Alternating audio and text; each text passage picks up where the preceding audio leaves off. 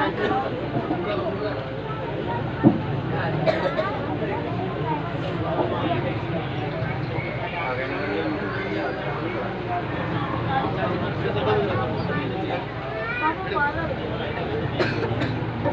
علیکم ورحمۃ اللہ وبرکاتہ۔ الحمد للہ رب العالمین والصلاة والسلام علی سید المرسلین، اما بعد، اعوذ باللہ من الشیطان الرجیم، بسم اللہ الرحمن الرحیم۔ طلب العلم فریضۃ علی کل مسلم، کی محمد سے تو نے وفا تو ہم تیرے ہیں، کی محمد سے تو نے وفا تو ہم تیرے ہیں، یہ جہاں چیز کیا ہے یہ لاہو قلم تیرے ہیں، یہ جہاں چیز کیا ہے یہ لاہو قلم تیرے ہیں۔ ہے قول محمد قول خدا، فرمان نہ بدلا جائے گا، ہے قول محمد قول خدا، فرمان نہ بدلا جائے گا، بدلے گا زمانہ لاکھ پر قرآن نہ بدلا جائے گا، بدلے گا زمانہ لاکھ پر قرآن نہ بدلا جائے گا۔ سویرے جب اذانوں کی صدائیں آنے لگتی ہیں، سویرے جب اذانوں کی صدائیں آنے لگتی ہیں، ہمارے گھروں میں جنت کی ہوائیں آنے لگتی ہیں، ہمارے گھر میں جنت کی ہوائیں آنے لگتی ہیں۔ جہاں قرآن نہیں فلمیں رسالے رکھے ہوتے ہیں، جہاں قرآن نہیں فلمیں رسالے رکھے ہوتے ہیں، زمانے بھر کی اس گھر میں بلائیں آنے لگتی ہیں، زمانے بھر کی اس گھر میں بلائیں آنے لگتی ہیں۔ خطبے کے بعد میں نے جس حدیث شریف کی تلاوت کری، طلب العلم فریضۃ علی کل مسلم، اس حدیث شریف کا ترجمہ یہ ہے کہ ہر مسلمان پر علم دین کا حاصل کرنا فرض ہے۔ جیسا کہ آپ سب جانتے ہیں، تمام شیطانوں کا سردار اور حاکم ابلیس ہے۔ ابلیس انسان کا اولا دشمن ہے، وہ اور اس کے چیلے انسان کو گمراہ کرنے کے لیے ہر دن کمر بستہ رہتے ہیں۔ روزانہ عصر کے بعد شام کے وقت ابلیس کا تخت بچھتا ہے، اس کے ارد گرد تمام شیاطین جمع ہو کر اپنا اپنا کام ابلیس کے دربار میں پیش کرتے ہیں۔ ایک مرتبہ شیاطین اپنی اپنی کارستانی سنانے کے لیے جمع تھے۔ ان میں سے ایک شیطان بولا کہ میں نے اتنے لوگوں کو شراب پلوائی۔ دوسرا کھڑا ہو کر اس نے کہا کہ میں نے اتنے لوگوں کو بہکایا اور ان سے حرام فعل کرایا۔ اسی طرح اور شیاطین بھی اپنی اپنی شرارتیں سناتے رہے۔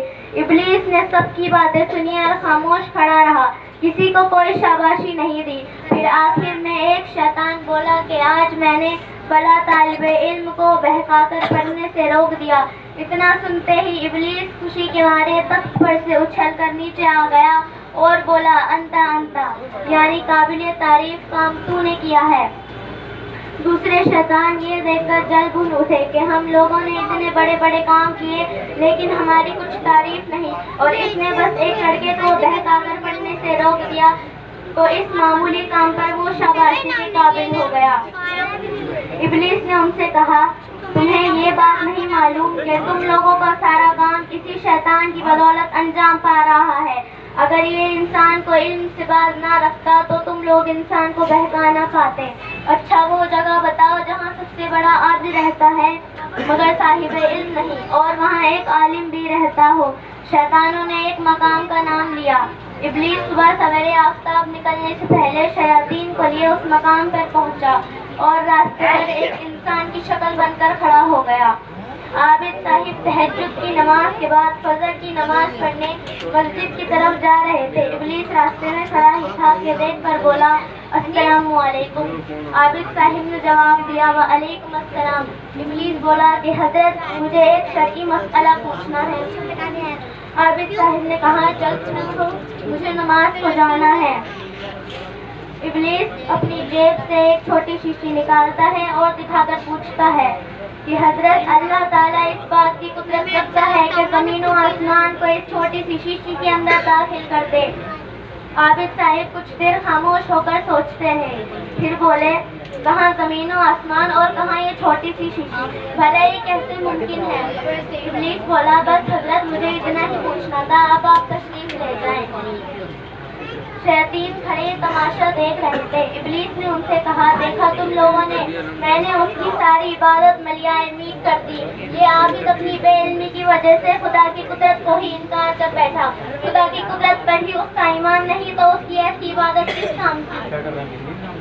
ابلیس آگے بڑھا، کچھ دیر میں سورج نکلنے ہی والا تھا کہ عالم صاحب جلدی کرتے ہوئے نماز کے لیے باہر تشریف لائے۔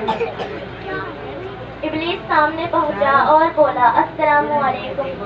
عالم صاحب نے جواب دیا، وعلیکم السلام۔ ابلیس بولا کہ حضور، اللہ تعالیٰ اس امر پر قادر ہے کہ زمین و آسمان کو اس چھوٹی سی شیشی کے اندر داخل کر دے۔